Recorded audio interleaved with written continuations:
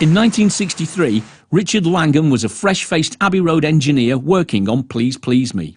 Before going on to the session, we were told, don't get too close to these people, you know, his long hair, everything else, you know. So we just turned up, cold February day, set everything up roughly in the studio because they hadn't arrived. We had no instruments or anything, or amplifiers or speakers or anything.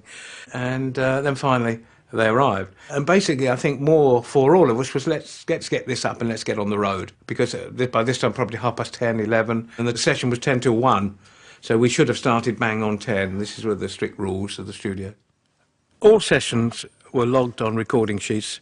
If it was a false start, anything like that was all logged and everything was kept. All takes were timed.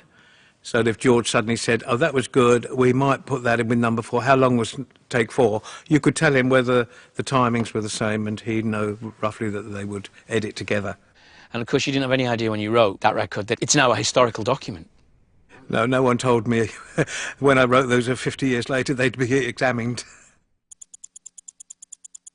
Around 11:30, and with lunchtime looming, the Beatles turned next to I Saw Her Standing There. Written by Paul McCartney, for a long time it was known simply as 17. 1, 2, 3, 4! The studio recording shows that it was sometimes a bit tense. Too fast? No, you had the wrong word. Yeah, but I mean, it's too fast anyway.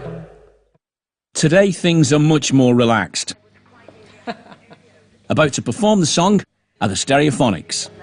Kelly, this room, has it got a vibe to you?